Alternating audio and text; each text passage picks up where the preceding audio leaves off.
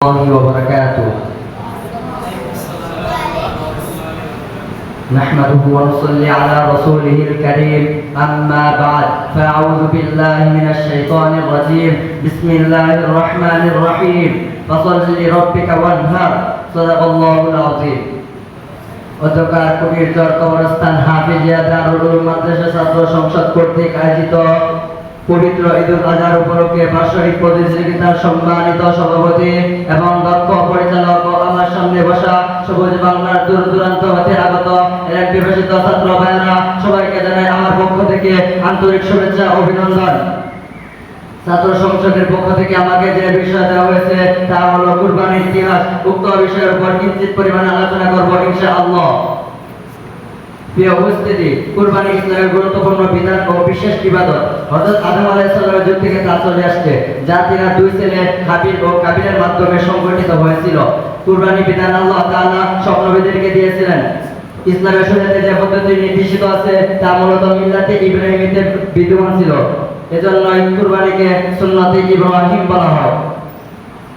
প্রিয় ভাইয়েরা, বর্তমানে আমাদের সমাজে প্রচলিত কুরবানি হযরত ইব্রাহিম আলাইহিস সালাম থেকে এসেছে, কিন্তু হযরত ইব্রাহিম আলাইহিস সালামের কুরবানির ইতিহাস বড় করুন। তার সাথে জীবনী ছিল মহান আল্লাহ তাআলার সান্নিধ্য ও সন্তুষ্টির জন্য নানামুখী ত্যাগ ও কুরবানির পরিপূর্ণ, এবং এই ব্যাপারে হযরত ইব্রাহিম আলাইহিস সালামকে মহান আল্লাহ তাআলা বিভিন্ন সময় বিভিন্ন বিপদে এবং বিভিন্ন সময় বিভিন্ন বিপদে এবং কঠিন থেকে কঠিন নির্দেশ প্রদানের মাধ্যমে পরীক্ষা করেছিলেন।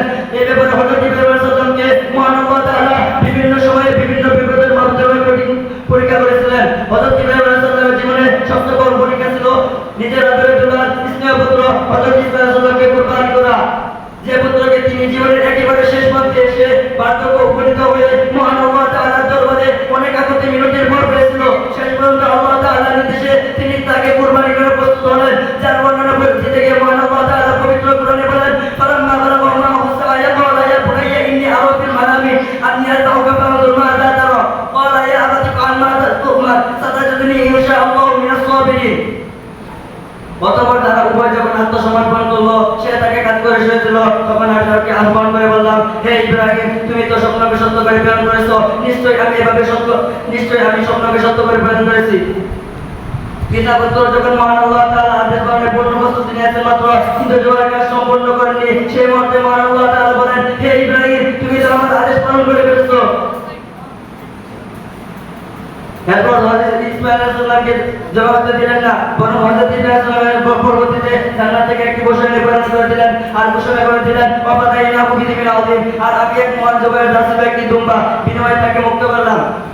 এই উপস্থিতি পরিশেষে আমি বলতে চাই, আর বয়সের মুসলমানদের প্রতিটি পিতার মাঝে ইব্রাহিম জজ্বা, আর প্রতিটি পুত্রের মাঝে ইসমাঈল ইমানি জরুরা, আর প্রতিটি থেকে